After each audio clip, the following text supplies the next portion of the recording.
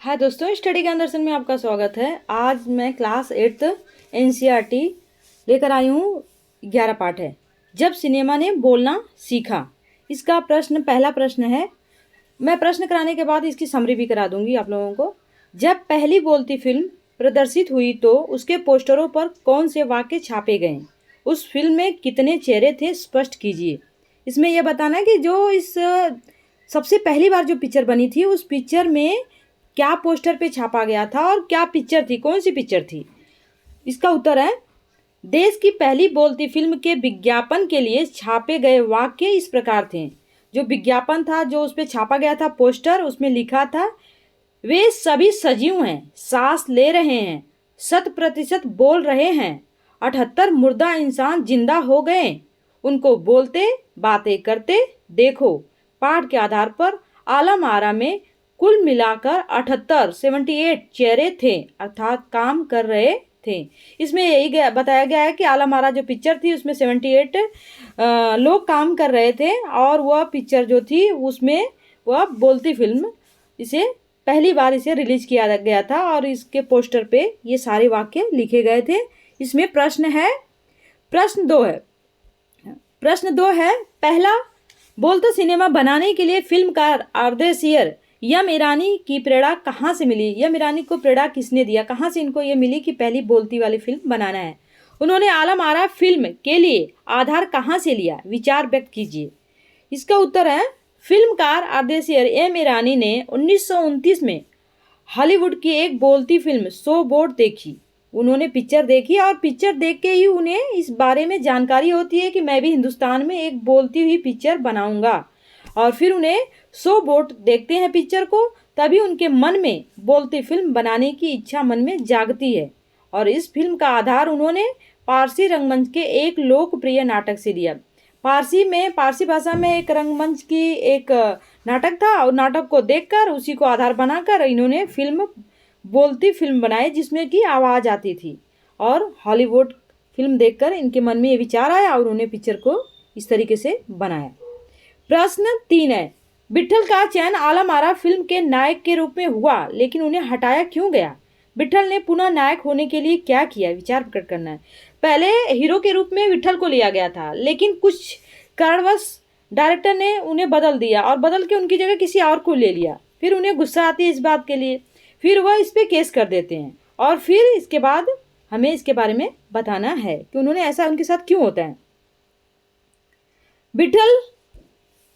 विट्ठल को फिल्म के लिए इसलिए हटा गया, जैसे इसमें जो विट्ठल पहले तो ले लिए गए थे, बाद में इन्हें हटा दिया गया क्योंकि उन्हें उर्दू बोलने में परेशानी होती थी। पुनः अपना हक पाने के लिए उन्होंने मुकदमा कर दिया। विट्ठल मुकदमा जीत गए और भारत की पहली बोलती फिल्म के नायक हीरो बन गए।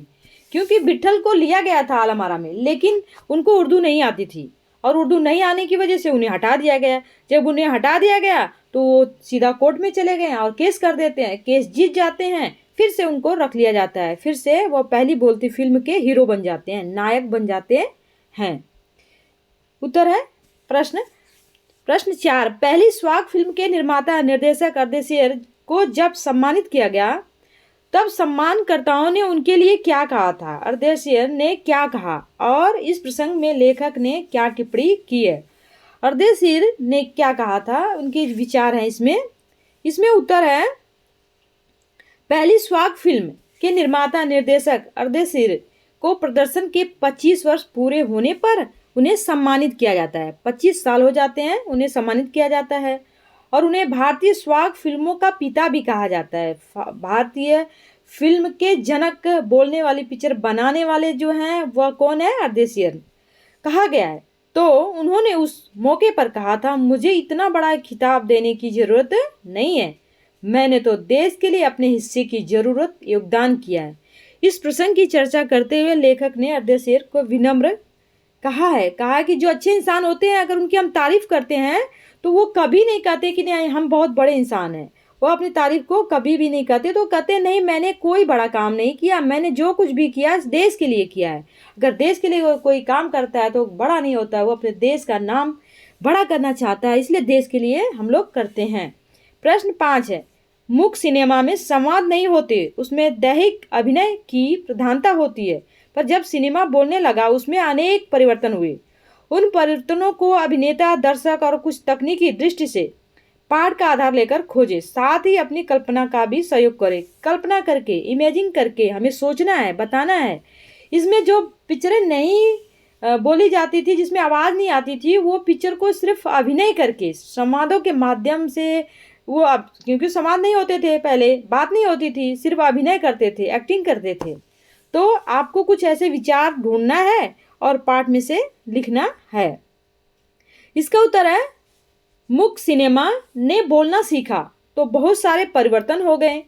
बोलती फिल्म बनाने के कारण अभिनेताओं का पढ़ा लिखा होना भी जरूरी हो गया, क्योंकि अब उन्हें संवाद भी बोलने पड़ते थे और दर्शकों पर भी अभिनेताओं का प्रभाव पड़ने लगा। दर्शक देखते थे अभिनेता को, हीरो को, और जैसा उनका बोल चाल, जैसा डायलॉग होता था, उतना ही ज़्यादा उनको प्रसिद्धि मिलती थी। नायक नायिका के लोकप्रिय होने से औरतें अभिनेत्रियों की के सज्जा, उनके कपड़ों की नकल करने लगी, क्योंकि जब बहुत बड़े नायक हीरो होते हैं, हीरोइन होती हैं, वो जैसा ड्रेस, जैसा हेयर स्टाइल रखते हैं, उन्हें देख देख कर दूसरे लोग भी उनसे सीखते हैं, आम जनता लोग भी सीखते हैं। तो इसीलिए उन्हें भी काफ़ी सजाया जाता था। जब नाटक या पिक्चरें बनाई जाती थी तो सज्जा, उनके सज्जा को देखकर दूसरे लोग भी उसकी नकल करते थे। दृश्य और श्रव्य माध्यम के एक ही फिल्म में सम्मिश्रित हो जाने से तकनीकी दृष्टि से भी बहुत सारे परिवर्तन हुए। श्रव्य, यहाँ दृश्य दिया, दृश्य मतलब देखना, श्रव्य मतलब सुनना। तो जब बोलने वाली पिक्चरें बन गई जिसमें हम देखते भी थे और सुनते भी थे। तो इसमें प्रश्न है अगला 6 है, डब फिल्में किसे कहते हैं? कभी कभी डब फिल्मों में अभिनेता के मुंह खोलने और आवाज में अंतर आ जाता है। इसका क्या कारण हो सकता है? डब फिल्में, जैसे कोई तेलुगु पिक्चर है, उसे अगर डब मतलब हिंदी में अगर कन्वर्ट कर दिया जाए, बदल दिया जाए, तो उसमें थोड़ा आवाज़ कहीं और से आती है और मुंह थोड़ा अलग हिलता है, तो हमें लगता है कि ये पिक्चर डब करके बनाई गई है। लेकिन अब तो ऐसे तरीके, ऐसे सिस्टम हो गए हैं कि हमें डब पिक्चरें भी पता नहीं चल पाती हैं। तो इसमें चलिए देखिए, इसके बारे में बताती हूँ आपको। इसका उत्तर है, फिल्मों में जब अभिनेताओं को दूसरे की आवाज़ दी जाती है तो उसे डब कहते हैं। कभी कभी फिल्मों में आवाज़ तथा अभिनेता के मुंह खोलने में अंतर आ जाता है, क्योंकि डब करने वाले और अभिनय करने वाले की बोलने की गति समान नहीं होती है, या किसी तकनीकी दिक्कत के कारण भी हो सकती है कभी कभी।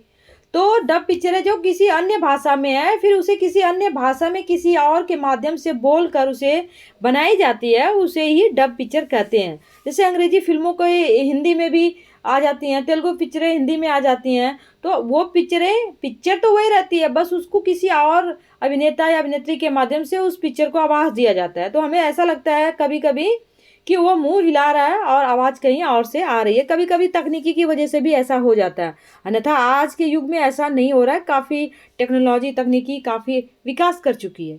हम अब भाषा की बात करेंगे, व्याकरण करेंगे। स्वाक शब्द वाक के पहले स लगाने से बना है। स उपसर्ग से कई शब्द बनते हैं। निम्नलिखित शब्दों के साथ स का उपसर्ग की भांति प्रयोग करके शब्द बनाएं और शब्दार्थ में होने वाले परिवर्तन को बताएं। इसमें देखिए बहुत ही आसान है, मैं इससे अगले पार्ट में भी बताई थी कि उपसर्ग का मतलब क्या होता है। जो शब्द के पहले शब्दांश लगता है और उसमें जो परिवर्तन होता है, एक नया शब्द बनता है, उसे क्या कहते हैं? उपसर्ग। शब्द के आगे शब्दांश लगकर एक नए शब्द का निर्माण करते हैं, उसे हम उपसर्ग कहते हैं। जैसे यहाँ पे दिया हित है, परिवार है, विनय है, चित्र, बल, सम्मान, ये सभी हैं। इसका अब हम बनाएंगे उपसर्ग। उपसर्ग का मतलब होता है किसी मूल शब्द में उसके आगे नया शब्दांश जोड़कर उसे बनाना। जैसे हित यहाँ पे दिया है तो स लगाएंगे, सहित हो जाएगा। परिवार दिया है, स लगा देंगे तो सपरिवार, पूरी फैमिली हो जाएगी। विनय, सविनय हो जाएगा। चित्र, सचित्र हो जाएगा। बल, सबल, और इसके बाद मान, किसी का सम्मान। तो इस तरीके से, जैसे सफल है तो अगर उसके आगे अ लगा देंगे तो क्या बन जाएगा? असफल। तो इसी तरीके से हम उसके पहले, जो मूल शब्द के पहले लगा दिया जाता है शब्दांश, उससे नया शब्द जो बन जाता है उसे ही हम क्या कहते हैं? उपसर्ग कहते हैं। अगला है प्रश्न 2 है। इसमें प्रश्न 2 है, उपसर्ग और प्रत्यय दोनों ही शब्दांश होते हैं। वाक्य में इनका अकेला प्रयोग नहीं होता। इन दोनों में अंतर केवल इतना होता है कि उपसर्ग किसी भी शब्द में पहले लगता है और प्रत्यय अंत में लगता है। इसका मैं एक और ट्रिक बताती हूँ। इसमें जैसे ऊ है तो स्वर में सबसे स्वर जो है पहले ही आते हैं, तो ऊ आए तो उपसर्ग आए तो आप समझ जाओ कि जो पहले लगते हैं, जो पहले लगकर एक नया शब्द बनाते हैं। और यहाँ प्रत्यय, यह जो है व्यंजन में करीब करीब अंत में ही आता है। तो इस तरीके से हम लगा सकते हैं कि यह मतलब प्रत्यय मतलब अंत में लगने वाला। जो अंत में लग जाए वो प्रत्यय हो जाएगा, जो किसी भी शब्द के पहले लग जाता है वो उपसर्ग हो जाता है, जो अंत में लग जाएगा प्रत्यय हो जाएगा। तो यहाँ पे हिंदी के सामान्य उपसर्ग इस प्रकार हैं: अ, अन, नी, डू, क। पाठ में आए उपसर्ग और प्रत्यय युक्त शब्दों के कुछ उदाहरण नीचे दिए गए हैं, जिसे हम अभी करेंगे। इसमें है वाक, तो यहाँ पे स लग गया है और यहाँ पे क्या बन गया, स्वाक। लोचना और यहाँ पे सुलोचना। फिल्म है और यहाँ कार लग जाएगा और यहाँ फिल्म है तो क्या हो जाएगा, फिल्मकार हो जाएगा। कामयाब है, कामयाब में ही लग जाएगा तो कामयाबी हो जाएगा। ऐसे ही उपसर्ग हम बना सकते हैं। इसमें कुछ और उदाहरण है यहाँ पे, इसके भी है, देखिए। उत्तर है मूल शब्द, ये है मूल शब्द, ये उपसर्ग है और ये नया शब्द है। तो पुत्र में सु लग जाएगा तो सुपुत्र हो जाएगा, और यहाँ पे घट औ लग जाएगा तो अवघट हो जाएगा। सार, सार में अनु लग जाएगा तो क्या हो जाएगा, अनुसार हो जाएगा। मुख, इसमें आ जुड़ने से क्या बन जाएगा, आमुख। परिवार, सपरिवार बन जाएगा। इसी तरीके से आगे भी है, यहाँ पे दिया है, यहाँ पे नायक, अधिनायक बन जाएगा। मरण, फिर क्या बन जाएगा, मरण बन जाएगा। तो इस तरीके से इसमें हमारा जो है वो पूरा हो गया है। अब मैं आपको जल्दी से एक छोटी सी समरी इसकी बता देती हूँ ताकि पाठ आपको आसानी से समझ में आ जाए। जब सिनेमा ने बोलना सीखा, यह श्री प्रदीप तिवारी जी इसे लिखे हैं। जब सिनेमा ने बोलना सीखा नामक पाठ में प्रदीप तिवारी इसमें फिल्मों के इतिहास का वर्णन करते हैं और तथ्यों को प्रस्तुत करते हैं। सिनेमा ने बोलना सीखा अर्थात मुख्य फिल्मों के स्थान पर स्वाक फिल्में, मतलब जिसमें अब आप बोलते ही नहीं थे, इसके बाद बोलने वाली पिक्चर बनी, जिसको क्या बोलते हैं, स्वाक फिल्में।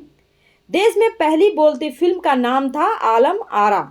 पोस्टर पर विज्ञापन की पंक्तियां भी लिखी हुई थी।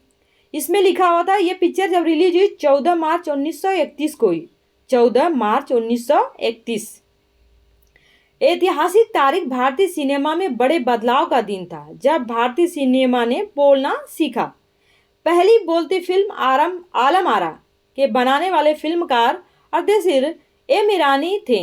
1929 में हॉलीवुड की बोलती फिल्म देखकर उनके मन में विचार आता है और इच्छा जागृत हो जाती है। वो भी सोचते हैं मैं भी हिंदुस्तान में ऐसी फिल्म को बनाऊंगा। उर्दू के मेल वाली हिंदुस्तानी भाषा को लोकप्रिय बनाया। इसमें गीत, संगीत, नृत्य, अनोखे संयोजन भी किए। फिल्म की नायिका जुवेदा थी, नायक विट्ठल थे। नायक विट्ठल को उर्दू बोलने में कठिनाई होने के कारण इन्हें हटा दिया गया। फिर इनकी जगह पे महबूब को नायक बना दिया गया। लेकिन यह फिल्म जब विट्ठल को जगह नहीं दिया जाता है तो वो केस कर देते हैं और केस जीतने के बाद फिर से उन्हें वापस उसमें पिक्चर में ले लिया जाता है। 14 मार्च 1931 के मुंबई मैजिस्ट्रेट सिनेमा प्रदर्शित हुई। फिल्म 8 सप्ताह तक हाउसफुल चली, बहुत जबरदस्त चली। भीड़ इतनी बढ़ गई थी कि पुलिस के लिए भीड़ को संभालना भी मुश्किल हो गया था। पिक्चर इतनी हिट चली गई। स्वाक सिनेमा के नए युग की शुरुआत करने वाले निर्माता निर्देशक अर्देशीर इतने विनम्र थे कि 1956 में आलम आरा के प्रदर्शन 25 वर्ष पूरे होने पर उन्हें सम्मानित किया गया, उन्हें बुलाया गया और उन्हें भारतीय स्वाक फिल्मों का पिता भी कहा जाता है, बोलने वाले फिल्मों का पिता, क्योंकि पहली बोलती फिल्म आलम आरा थी। जब उन्हें सम्मानित किया जा रहा था तब उस मौके पर कहा, मुझे इतना बड़ा खिताब देने की जरूरत नहीं है, मैंने तो देश के लिए अपने हिस्से का जरूरी योगदान दिया है। भारतीय सिनेमा को जनक फाल्के का स्वाक सिनेमा के जनक अर्देशीर ईरानी को उपलब्धि को अपनाना ही था। भारतीय सिनेमा के जनक कहे जाते हैं फाल्के जी। भारतीय सिनेमा के जनक जो हैं वो फाल्के जी हैं, लेकिन बोलती फिल्म बनाने वाले जो जनक हैं वो निर्देशीर एम ईरानी जी हैं, क्योंकि वहाँ से सिनेमा का एक नया युग शुरू होता है जो बोलती फिल्म थी। इस तरीके से हमारा जो सब पूरा समरी समाप्त हो जाती है। अगर पाठ आपको अच्छा लगे तो लाइक शेयर सब्सक्राइब कीजिए। Thank you for the watching. धन्यवाद।